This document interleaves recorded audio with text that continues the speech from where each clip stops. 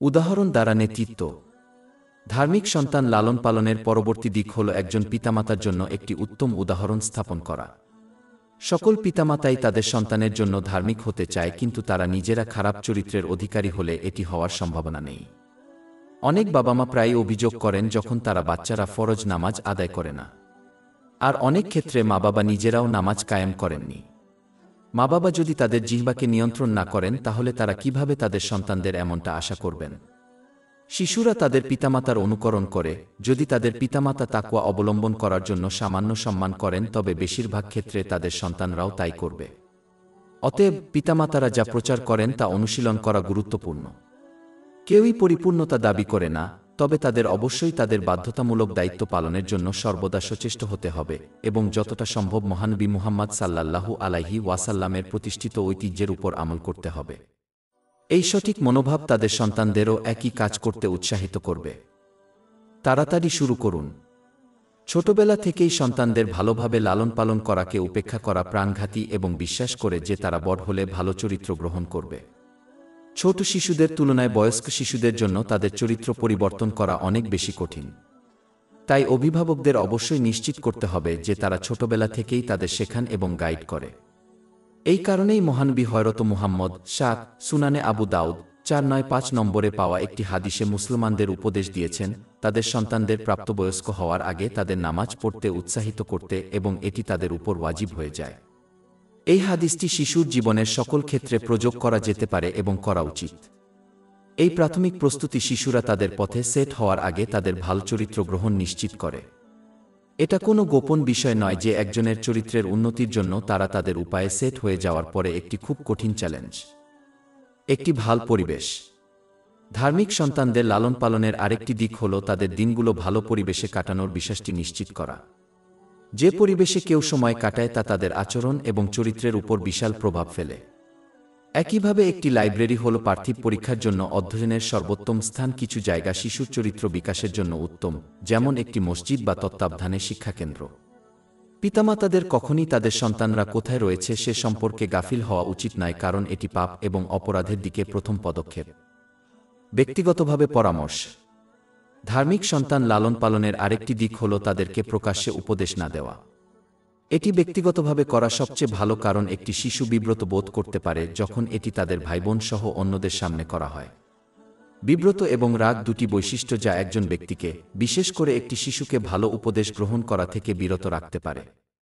উভয়ই প্রায়ই ঘটে যখন একজন ব্যক্তিকে প্রকাশ্যে উপদেশ দেওয়া হয়। অলসতা এড়িয়ে চলুন। অভিভাবকদের তাদের সন্তানদের অলস হতে উৎসাহিত করা উচিত নয়। এটি বিশেষ এশিয়ান পরিবারগুলির মধ্যে ঘটে, যেখানে বাবা মা, বিশেষ করে মা, তার সন্তানদের জন্য সমস্ত গৃহস্থালির কাজ সম্পাদন করবেন, যদিও তারা শারীরিকভাবে সেগুলি নিজেরাই করতে পারে, যেমন সকালে তাদের বিছানা ঠিক করা। এটি শুধুমাত্র অলসতার বিকাশ ঘটায় এবং তাদের একটি সুশৃঙ্খল জীবনধারা গ্রহণ করতে বাধা দেয়। এটি আবার তাদের জন্য ভবিষ্যতের বছরগুলিতে যেমন বিবাহের মতো বড় সমস্যা সৃষ্টি করবে। অনেক বিবাহ বিচ্ছেদ ঘটে কারণ একজন স্বামী বা স্ত্রী সাধারণ গৃহস্থালির কাজগুলি করতে অস্বীকার করে এবং পরিবর্তে তাদের পত্নী এটি আশা করে, যেভাবে তাদের বাবা মা তাদের শৈশবকালে তাদের জন্য এটি করেছিলেন। শিশুদের নষ্ট করা এড়িয়ে চলুন। একটি শিশুকে অত্যধিক আদর করা উচিত নয়, কারণ এটি তাদের একটি শ্রেষ্ঠত্ব কমপ্লেক্স গ্রহণ করতে পারে, যার ফলে তারা আশা করে যে অন্যরা সর্বদা তাদের মতামত এবং পথ গ্রহণ করবে। এটি তাদের জন্য বিপর্যয়কর হতে পারে, বিশেষ করে যখন তারা প্রাপ্তবয়স্ক হয় এবং জীবনের অন্যান্য দিক যেমন কাজ এবং বিবাহের মুখোমুখি হয়। একটি শিশুকে প্রয়োজনীয় জিনিসগুলি সরবরাহ করা উচিত এবং বিশেষ অনুষ্ঠানে বিশেষ করে উপহার দেওয়া উচিত, যাতে তাকে স্কুলে এবং তাদের ইসলামিক পড়াশোনায় আরও কঠোর পরিশ্রম করতে উৎসাহিত করা যায়। সুষম ব্যয়।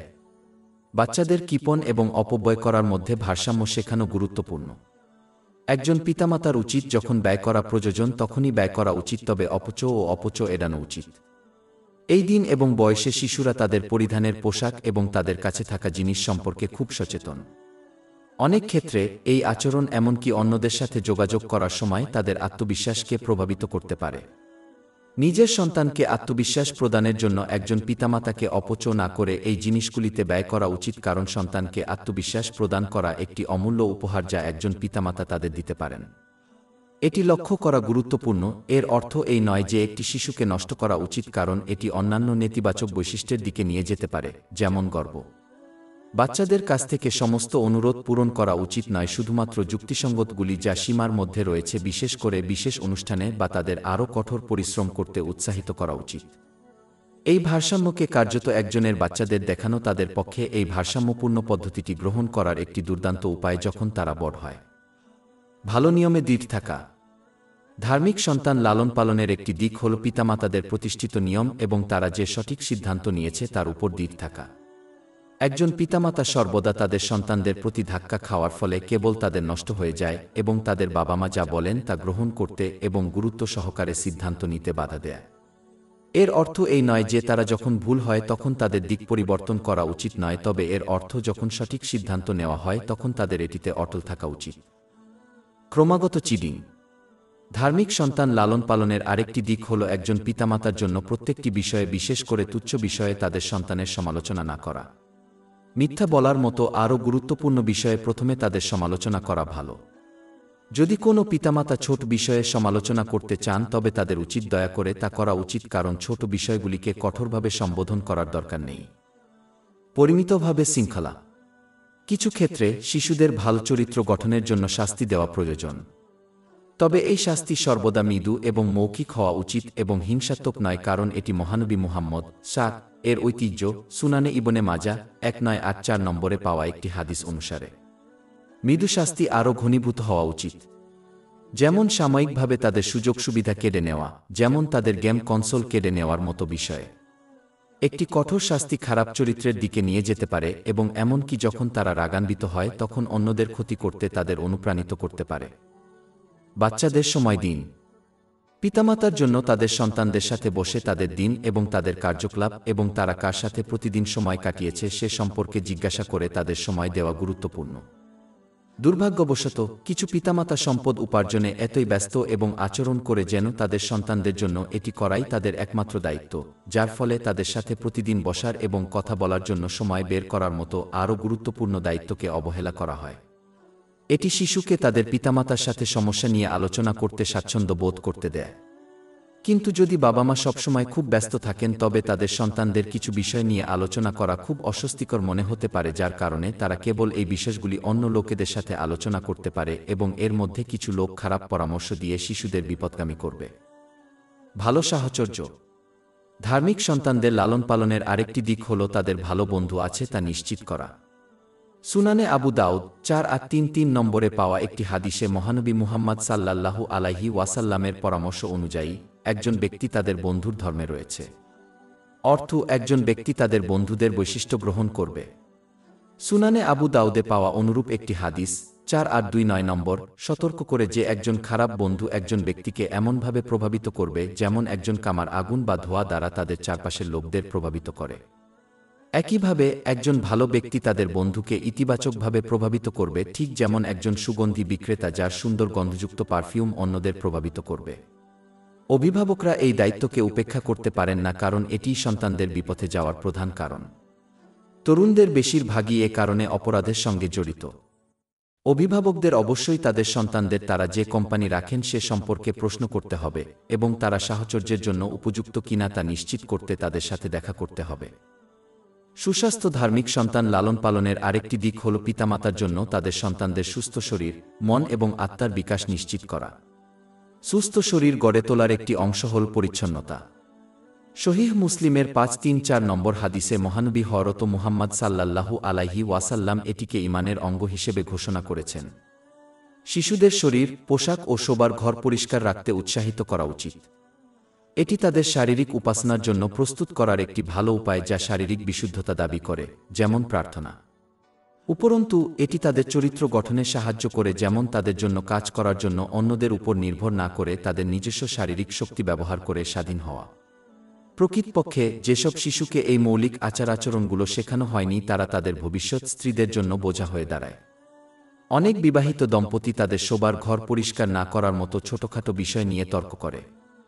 একটি সুস্থ শরীর বিকাশের একটি অত্যন্ত গুরুত্বপূর্ণ দিক হল হালাল খাদ্য গ্রহণ। তাদের একটি সুষম খাদ্য খেতে উৎসাহিত করা উচিত যাতে অপচয় এবং অযথা এড়ানো যায়। মহানবী হযরত মুহাম্মদ শাক সুনানে ইবনে মাজা 3349 নম্বরে পাওয়া একটি হাদিসে ভালো খাওয়ার চাবিকাঠির পরামর্শ দিয়েছেন। একজনের উচিত তাদের পেটকে 3 ভাগে ভাগ করা, 1 ভাগ খাবারের জন্য, দ্বিতীয় ভাগ পানির জন্য এবং দ্বিতীয় ভাগ শেষ অংশ খালি রাখা উচিত। এটি অর্জন করা যেতে পারে যখন কেউ সম্পূর্ণ অর্থ অনুভব করার আগে খাওয়া বন্ধ করে দেয়, যখন তারা এখনও সামান্য ক্ষুধার্ত থাকে। অধ্যায় 7 আল আরাফ আয়াত 3:1। এবং খাও এবং পান কর, কিন্তু অত্যধিক হবে না। প্রকৃতপক্ষে তিনি তাদের পছন্দ করেন না যারা বাড়াবাড়ি করে।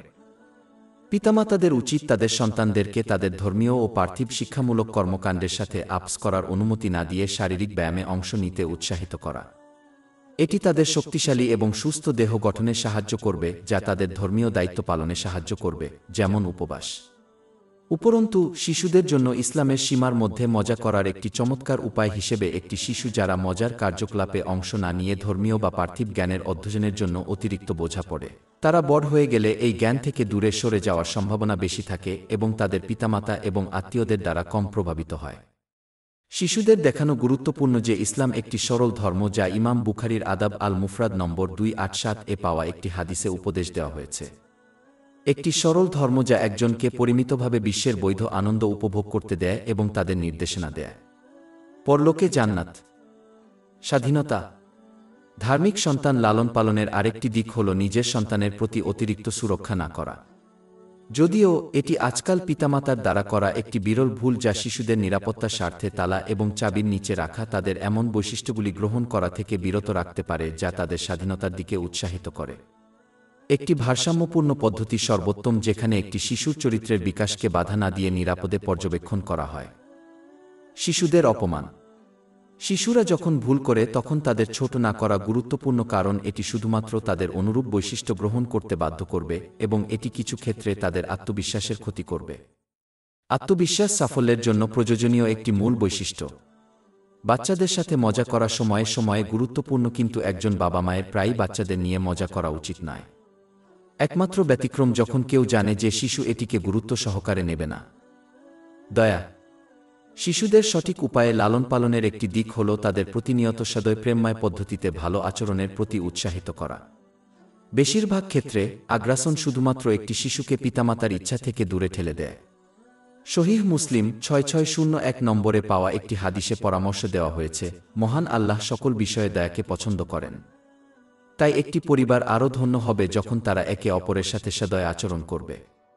শুধুমাত্র বিরল ক্ষেত্রে আগ্রাসন ব্যবহার করা উচিত, কিন্তু তারপরেও এটি নিয়ন্ত্রণ করা উচিত এবং শুধুমাত্র পিতামাতার স্বরে ব্যবহার করা উচিত, তাদের শারীরিক ক্রিয়াকলাপ নয়। এটি একটি শিশুকে সীমার মধ্যে শাস্তি দেওয়ার অনুরূপ যখন দয়া দেখানো সাহায্য করবে না, যেমন শিশুকে ভিত্তি করে দেওয়া। কিন্তু বেশিরভাগ ক্ষেত্রেই উদারতা পছন্দ করা হয় এবং কথায় এবং কাজে দেখানো উচিত, যেমন শিশুদের পুরস্কৃত করা যারা উপহারের সাথে ভালো আচরণ করেছে। অকারণে উপহার দেওয়া বাচ্চাদের নষ্ট করতে পারে, কিন্তু ভালো কাজ করার জন্য তাদের পুরস্কৃত করা, উদাহরণস্বরূপ স্কুলে ধার্মিক বাচ্চাদের লালন পালনের একটি গুরুত্বপূর্ণ দিক। বাধ্যবাধকতা এবং প্রতিষ্ঠিত ঐতিহ্য শিখুন। পিতামাতাদের অবশ্যই তাদের সন্তানদের বাধ্যতামূলক কর্তব্যগুলি শেখাতে হবে, যা সমস্ত মুসলমানদের অবশ্যই পালন করতে হবে এবং যতটা সম্ভব মহানবী হযরত মুহাম্মদ শাক এর প্রতিষ্ঠিত ঐতিহ্যের উপর আমল করতে হবে। অতএব পিতামাতাদের অবশ্যই সঠিক ইসলামী জ্ঞান অর্জনের চেষ্টা করতে হবে, যাতে তারা তাদের সন্তানদের সঠিকভাবে শিক্ষা দিতে পারে। যদি তারা নিজেরাও ইসলামের কর্তব্য শিখে থাকে, তবে তাদের অবশ্যই কাউকে শেখানোর জন্য ব্যবস্থা করতে হবে। পিতামাতারা অজ্ঞতার মধ্যে থাকতে পারে না এবং কেবল তাদের সন্তানদের জ্ঞান অর্জনের আদেশ দিতে পারে না। এটি কোনো গোপন বিষয় নয় যে একটি শিশু তাদের পিতামাতার অনুকরণ করে। যদি একজন পিতামাতা জ্ঞান অর্জনের চেয়ে অজ্ঞতা পছন্দ করেন, তবে তাদের সন্তানের জন্য একটি ভালো সুযোগ রয়েছে এটির উপর কাজ করার জন্য এবং নিজের সন্তানদের শেখানোর জন্য। জ্ঞান অর্জন করা শিশুদের সঠিক উপায়ে লালন পালনের একটি গুরুত্বপূর্ণ দিক। সুনানে ইবনে মাজা 224 নম্বর হাদিসে পাওয়া একটি হাদিস অনুসারে দরকারি জ্ঞান অর্জন করা সকল মুসলমানের জন্য ফরজ হওয়ার একটি কারণ। সহজ কথায়, একজন পিতামাতা যদি তাদের সন্তানকে অজ্ঞ হয়, তবে কিভাবে তাদের পথ দেখাবেন? এটি হারিয়ে যাওয়া ভ্রমণকারীর মতো, যা অন্য হারিয়ে যাওয়া যাত্রীদের পথ দেখায়। সম্মান দেখান। পিতামাতার জন্য একে অপরের সাথে, বিশেষ করে তাদের সন্তানদের সামনে সম্মানের সাথে আচরণ করা গুরুত্বপূর্ণ। যখন একজন ব্যক্তি তাদের সন্তানদের সামনে তাদের পত্নীকে অসম্মান করে তখন এটি শুধুমাত্র সন্তানদের পিতামাতা উভয়ের প্রতি সম্মান হারাতে পারে। প্রকৃতপক্ষে একটি শিশু এমনকি এই মনোভাব গ্রহণ করবে এবং অন্যদের অসম্মান করবে যেভাবে তাদের পিতামাতা একে অপরকে অসম্মান করে। উপরন্তু পিতামাতারা তাদের সন্তানদের সামনে অন্য আত্মীয়দের সমালোচনা করবেন না, কারণ এটি তাদের সন্তানদের তাদের আত্মীয়দের প্রতি সম্মান হারাবে। আত্মীয়স্বজনদের প্রতি সামান্য শ্রদ্ধাবোধ থাকলে তাদের বন্ধন ও অধিকার রক্ষা করা অত্যন্ত কঠিন।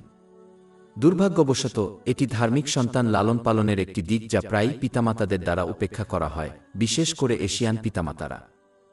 শিশুদের সাথে সমান আচরণ করুন। ধার্মিক সন্তান লালন পালনের আরেকটি দিক হল নিজের সকল সন্তানের সাথে সমান আচরণ করার মাধ্যমে ন্যায্য হওয়া। একটি শিশুকে তাদের ভাইবোনদের চেয়ে বেশি প্রশংসা বা উৎসাহিত করা উচিত নয়, কারণ এটি শিশুদের মধ্যে শত্রুতা তৈরি করতে পারে। জন্মদিনের মতো বিশেষ অনুষ্ঠানে শুধুমাত্র একজন ভাইবোনের জন্য উপহার কেনার একমাত্র সময় গ্রহণযোগ্য হতে পারে। পাপের বিরুদ্ধে সতর্ক করুন। ধার্মিক সন্তানদের লালন পালনের আরেকটি দিক হল ছোটবেলা থেকেই তাদেরকে পাপ ও খারাপ বৈশিষ্ট্য থেকে বিরত থাকতে শেখানো, যেমন মিথ্যা বলা। একজন পিতামাতার এই দিকটিকে উপেক্ষা করা উচিত নয় কেবল দাবি করে তাদের সন্তানকে তাদের কর্মের জন্য দায়বদ্ধ করা হবে না।